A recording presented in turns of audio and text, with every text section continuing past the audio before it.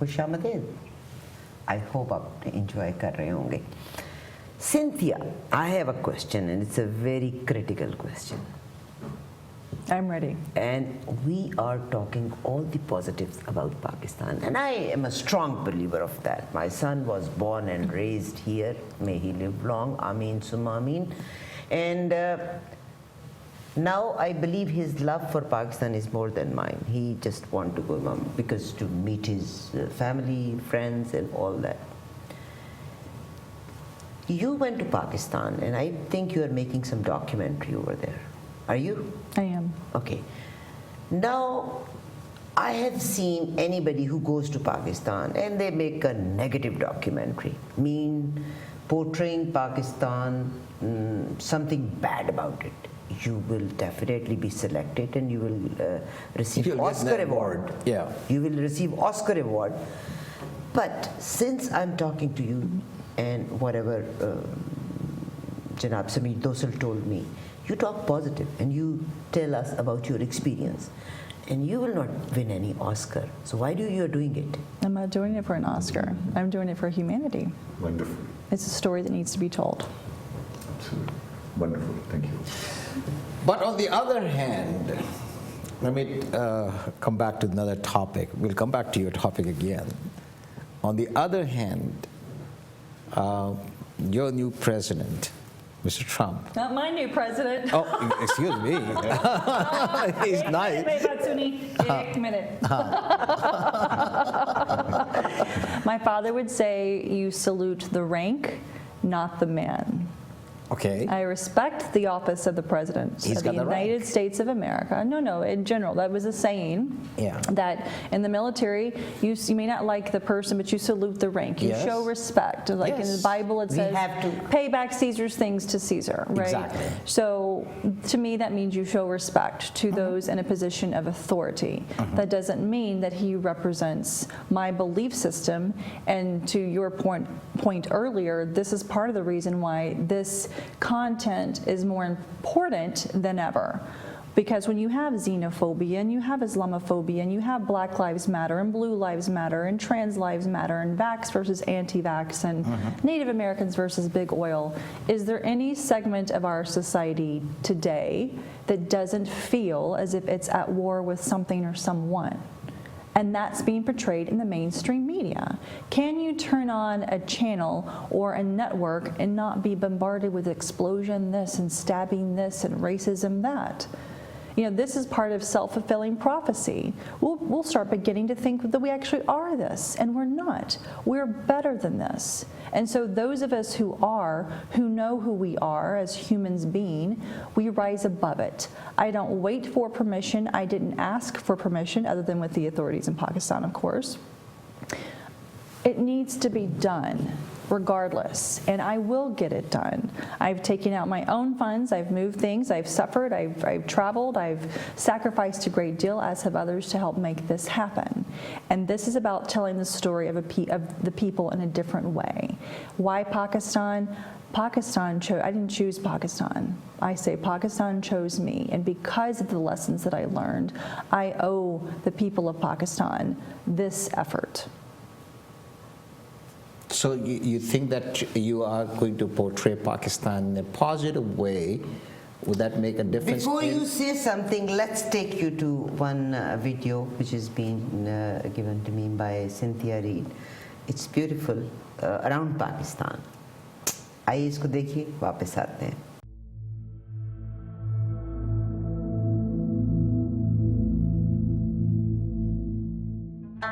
Living abroad, one often hears of Pakistan in myopic and prejudiced terms. But my time in Pakistan has taught me the world can be wrong about many things. This is a journey of discovery, celebrating cultures, addressing concerns, dispelling myths. This is the emerging face of Pakistan.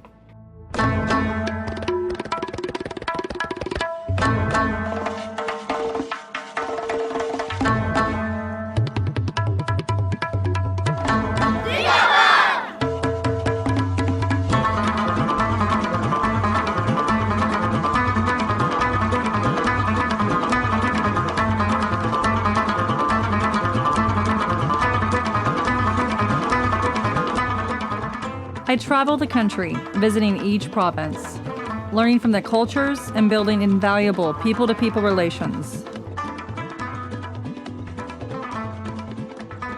The further I traveled, the more I was amazed, yet comforted by the many things we shared in common. The welcoming nature of the people is the reason Pakistan has become a second home for me.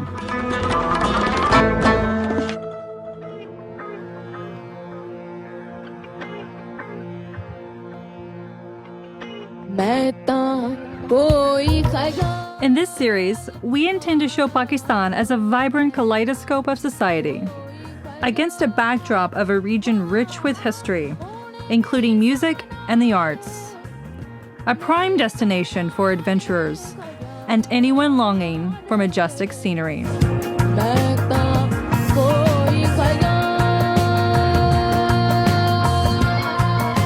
Exploring the faiths.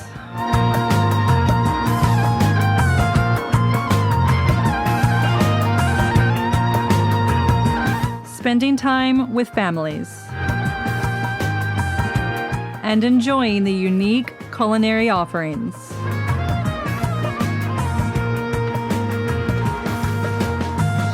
I've been living and working in Pakistan since 2010, making humanitarian aid trips, working with children in education and healthcare, observing social transformations, and the remarkable resilience of the people. Join me as we show a side of Pakistan rarely seen in the international media. Let's embark on this journey to unveil the emerging face of Pakistan.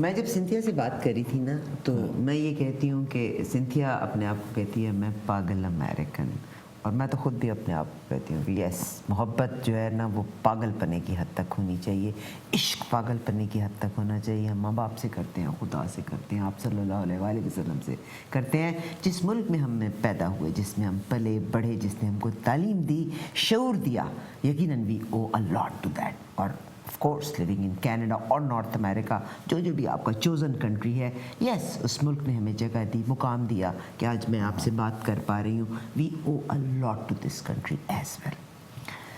Cynthia, it's a very nice video we just watched. What's your, what would you say? How did you make it, and What were your experiences? I say that this is my baby. This has been my heart and soul for the past couple of years. It has not been an easy process. I think with anything worth doing and worth doing well, it takes some time.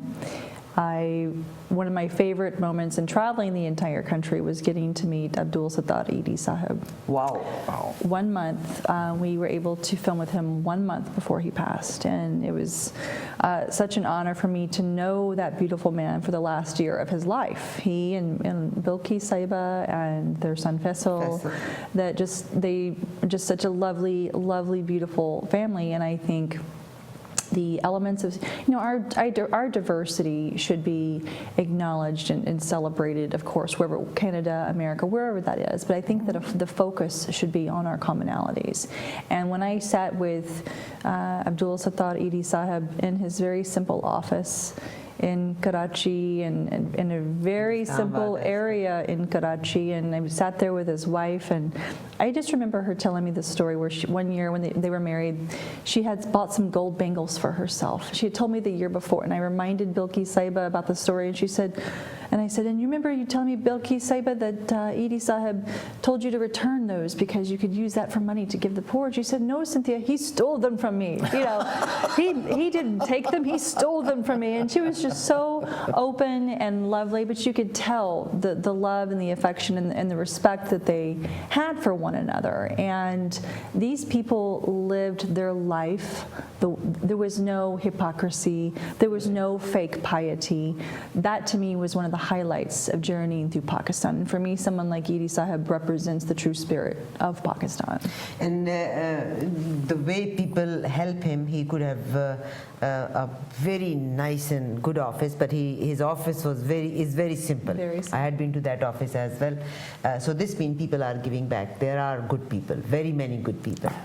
They're very generous people in Pakistan. Yes. Have you felt that? Very generous people in Pakistan, including some that I met in refugee camps, which was really remarkable for me to walk through a refugee camp, and a woman had lost her home in the floods. This was several years ago, and she'd lost her family. All she had was a blue UNHCR tarp attached to a crumbling brick wall and sort of a makeshift brick oven. And when I was touring one of the camps, she brought me in and made me a cup of tea and shared with me what little she had, which was some of the rations and the biscuits. To me, those are some of the most beautiful people who have nothing, are the most generous, and she blessed me and she prayed for me, and just very warm, very elderly. She must have been in her mid to late 80s, but it was a very genuine thing. And that was, despite the fact that I'm not fluent in Urdu or Pashto, compassion is a universal language, and that was something that we shared that day. You stayed so long in Pakistan. Did you ever, because sometimes people who travel from here, like him, so they say, you know what, वहाँ जाके तो बीमार हो जाएंगे, पानी ऐसा है, और ये क्या होगा, so food or stomach upset हो जाएगा. Do you understand what I'm saying? I had a couple of episodes myself. It was not can be anywhere though. Anywhere. If you go to Mexico, they say don't drink the water. Yeah. You've got tourism, at Senor Frogs, with T-shirts, don't drink the water as you're buying, a beverage or whatever the case is. So you have these issues really wherever you go in the world. And yes, when my friends ask me, is there indoor plumbing in Pakistan? I think, oh God, yes. There's so much more to Pakistan than what the average person knows or doesn't know. How can we portray the true Pakistan? How can we portray the true Pakistan? You're doing part of Again, I would say, I'm not bragging about Pakistan. You have an experience. I mean, there are plus, there are minus. Good and bad people are everywhere in the world. Yeah. Everywhere in the world. But how can we take that scare out of people's mind that Pakistan is a very nice country? People are very good. There are good things happening. I'll share with you an experience that I had at a university, and it was actually at the Oxford Society in the UK. I was invited to speak, and this was around 2012. And as you know, 2011 and 12 were not very good years for U.S.-Pakistan relations. And so there was a lot of anti-American sentiment going on, and I was the only American invited to speak. So what did you feel? I know. I could feel the crackle in the room as I walked in. People can tell where I'm from. And of course, it didn't help that they introduced me as the American. I'm like, wow, okay, sure, I'm just Cynthia, there was one particular individual who is upset at how he just said, I hate Americans. And I said, interesting, and why is that? Well, you know what Americans are doing in our country. And I said, okay, and how many Americans have you met? Well, he had not met any. I was the first one. He had met a few because he was studying in UK or whatever. And I said, when was the last time you've been to America? I refuse to go. I've never been. I won't go. I said, okay. So where did you get your information about Americans? On the media, of course, Cynthia. And I said, all right, that's fair enough. How is Pakistan portrayed in the media? Well, Cynthia, you've been here. No, tell me, how is Pakistan portrayed? They think we're all terrorists. And I said, and are you? Please raise your hand if you're a terrorist. Quiet. And I said, so you're telling me that you're being portrayed in the media as terrorist, and none of you are terrorists. Okay. And so the media is portraying Americans as a certain way.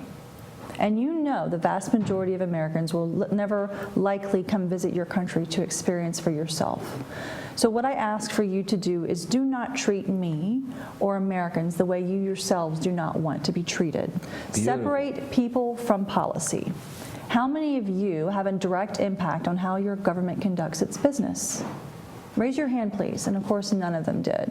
Some of them were studying. I said, I hope that you do study. I hope you do have an impact in terms of how your government's domestic and foreign policy plays out. But just as most of you do not have an impact or anything to do with what your country does, so too the American people. Don't treat us the way you yourselves don't want to be treated.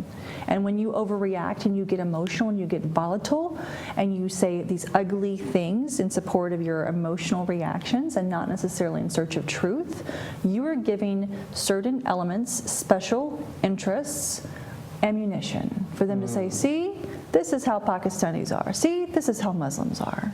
To control your emotions. Your jihad should be to educate yourself, to be patient, and to be loving, and to represent your faith and your culture and your country well. That's what your jihad should be. Educate yourself first, so that your actions will in turn educate those who are watching you.